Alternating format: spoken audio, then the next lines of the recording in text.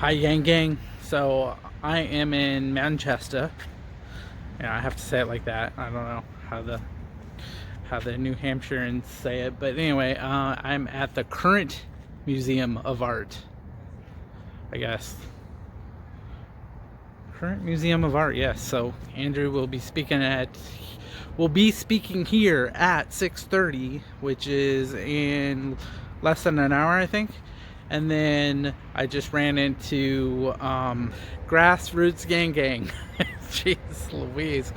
Anyway, so I just saw Russell, Grassroots Gang Gang, and they will be here, and it starts in a little bit. So see you guys all in a moment.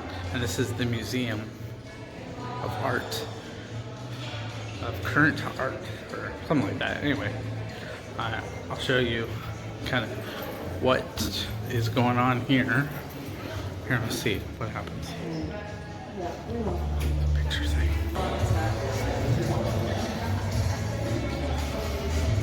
They have a cheese bar with vegetables.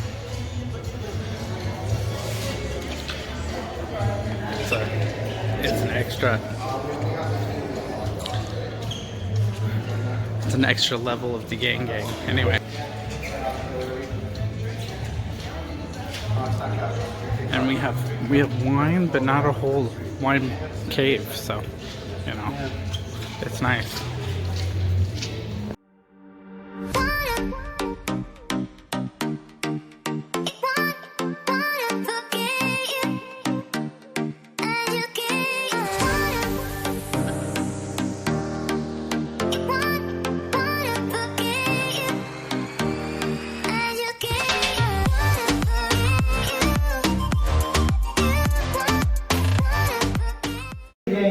To be in a position tomorrow. We're going to go to Nevada, South Carolina, Super Tuesday and beyond, so that people can see what the face of the Democratic Party in the country can be. For the last 4 years, we have heard too much about a president that represents often the worst of what America has been. And one of the things that I love so much about Andrew is I believe he represents the best of what we can be. An optimistic voice, relentlessly optimistic. He represents a diverse and young and innovative and entrepreneurial and friendly and approachable and data-driven and really funny and charming and earnest face and voice of what America can be, the next generation of our party, of our country. That's what NH Gang represents. One last thing I want to tell you. This is important. Tell your friends tonight after this event. Tell your friends tomorrow before they go out and vote. Too many people think you're going to have to choose tomorrow and settle. That you can pick somebody who represents a transformation of our economy. To move away from the inequality that has ravaged and has also driven us in the arms of Donald Trump. Are you looking for somebody who will transform this economy and rewrite the rules of the 21st century to help all of us? You like that? Yeah! Good. And then there's some people that say, that's great, but you can't get that. Instead, just pick the person with the best chance of beating Donald Trump. Who here would like to defeat Donald Trump in November? Some folks say you gotta choose. You really want them to lose. Your hands are still up, thank you. But you don't have to choose, it's a false choice. There's one candidate who lets you have the best chance to beat Donald Trump. Who gives us the best chance to transform this economy, rewrite the rules for the 21st century in a way that helps all of us. The good news is, you don't have to wonder who it is, because he's in the building. Ladies and gentlemen, the next president of the United States is right there, baby.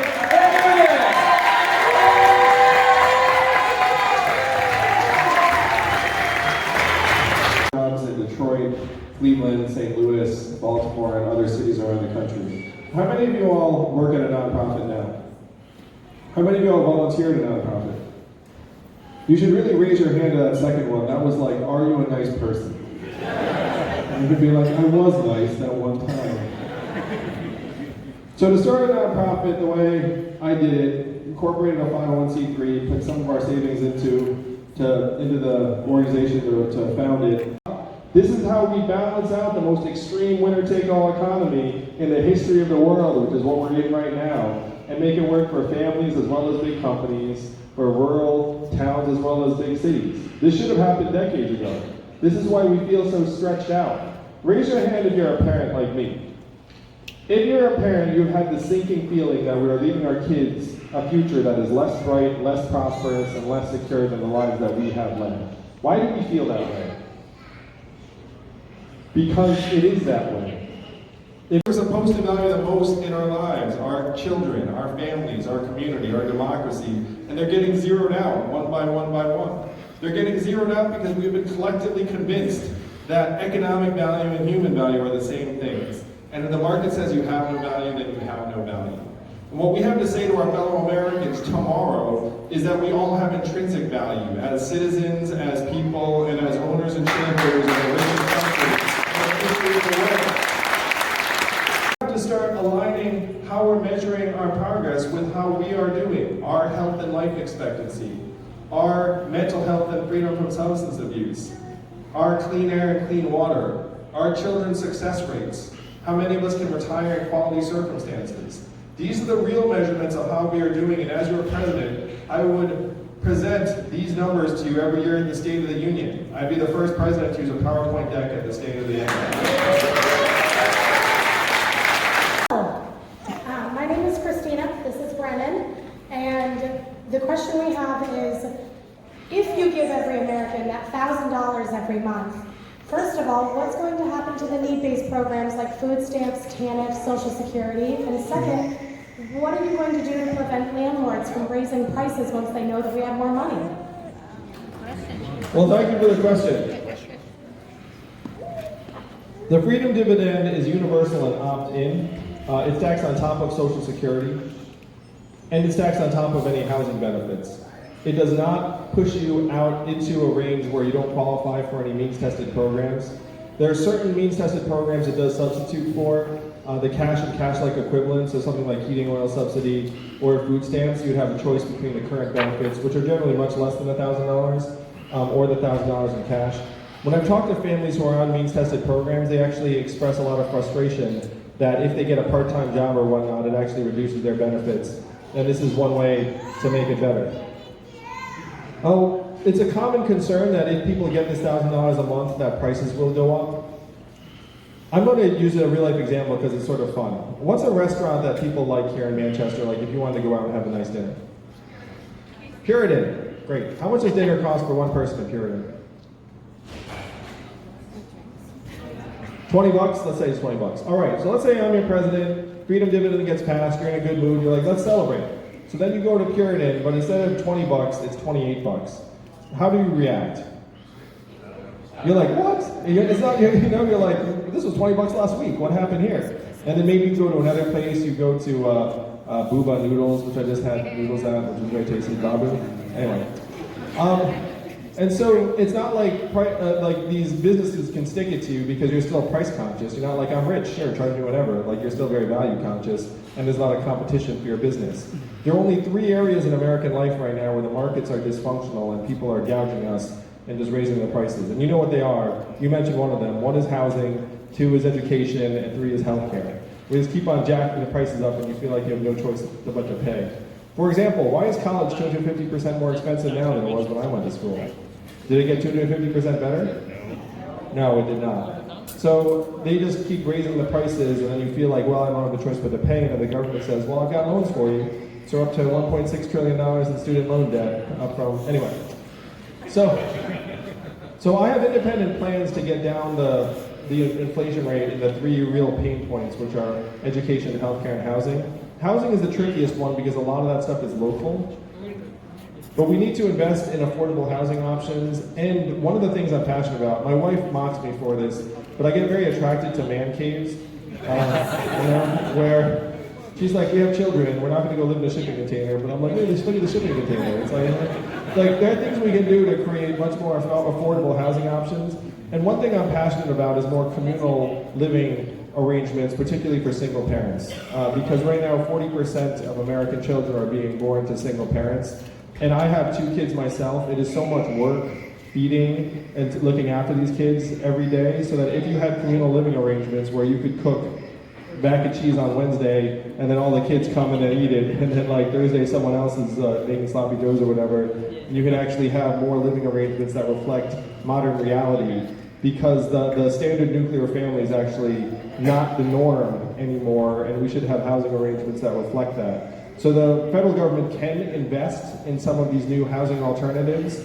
The biggest thing about having this $1,000 a month in people's hands is that if landlords decide to stick it to you, then a few of you get together and say, wait a minute, there are 3 or 4 of us, that's $4,000 a month. We can actually buy that fixer-upper, we can make moves. You're actually harder to push around if you have this income that will go with you wherever you want.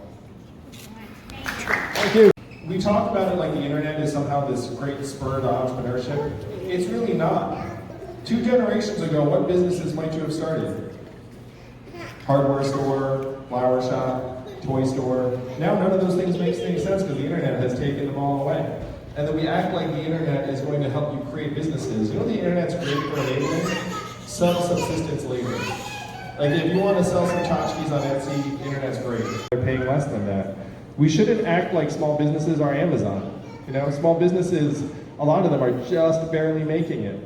So I would be for regulations that recognize that small businesses have a very, very different situation and operating environment than the big businesses. And I would want to encourage small business growth in any way we can, expand the SBA loan program. I think one of the biggest things that we can do for small businesses is put money into people's hands, because one of the things I've seen is that there are so many people that have something that they'd like to do that right now don't feel like they have the freedom to give it a shot.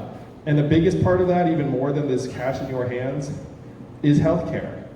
That right now, how many people have considered switching jobs or even starting something but then frozen your tracks because you're like, what am I going to do about healthcare?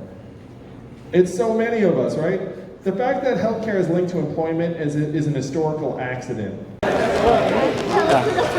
Hello. So, this is Daniel, and I have 2 wonderful people with me today, New Hampshire people who are going to vote tomorrow. You're both voting, right? Oh, absolutely. Yeah. Absolutely. Yes. Okay, and what are your names? I'm Jordan. I'm Dave Smith. Dave Smith. Okay. And so I talked to, this is your daughter, right? Yes. Okay. I talked to your daughter, and she said that she's not sold on Andrew Yang. Why haven't you convinced her yet? I haven't had time yet. I just got back in town, so I'm going to spend all night working on her. Okay. And she'll spend all night working on me about Warren. Yes. Oh, okay. She's a Warren fan. Okay. This time. Okay. Not this time. So when did you find out about Andrew, and what persuaded you to support him more than maybe like Warren? The previous debate, I thought he was not full of platitudes, which I saw here tonight again. He's full of real ideas, concrete ideas that I think will actually help not just New Hampshire, but the rest of the nation as well as the world. Because he'll lead in a way that I think these ideas are unique. I don't think that they're not so unique that, you know, it's not something that, as he said about the $1,000, that's going back, over multiple people have had that idea, including Milton Friedman and others, right?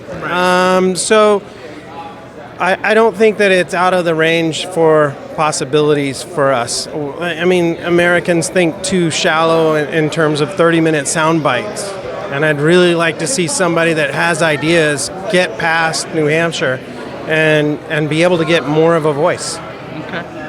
Sounds reasonable. And so, Jordan, what about Warren is persuading you to kind of go that direction? Oh, I'm a big Warren fan. She's really captured my attention this cycle. I think she really speaks. I actually think they have a good amount in common in terms of they're both real people with real experiences. They're not people who have been in politics for decades and decades, and they bring their experiences to create pretty comprehensive policies. Her whole thing is that she has a plan for everything. I think she really does. And yeah.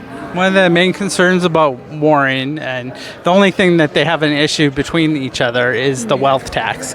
Warren wants the 2 cents wealth tax, and wealth taxes have been shown in other countries not to work because it's hard to determine what is wealth. And so Andrew just wants to give us the money. So do you have any feelings on that perspective? I mean, I support the wealth tax. I think it's a good idea. I'd like to see it work here. I think it could, but I think I actually used to work for I interned for the Aspen Institute on a project called the Future of Work Initiative, and it was looking at this question of the gig economy and technology and how we'd move forward. And I think, his ideas are also great. I think the freedom dividend is a good idea. I think it especially is a good idea in this economic landscape. So yeah, I don't at all think that his ideas are not also wonderful in that regard. Okay, well, I hope somebody, I don't know who, but I hope somebody convinces you to vote for Andrew Yang. But thank you very much for speaking with me today, American Jobs Factory. Check it out, and we'll talk to you. Hopefully you'll be done voting tomorrow, and the election cycle here will be over. Everybody can rest. So thanks again. You have a good night. Thank you. Hello, Daniel from New Hampshire. So just got done with the event today, and lots of people were here. I hope that translates into votes. I don't know. It seemed like large crowds in Iowa, so it's hard to know what's going to happen here in New Hampshire. But I'm here in Manchester. We have the watch party tomorrow, and we'll see what happens. So keep on going, Yang Gang. Take care.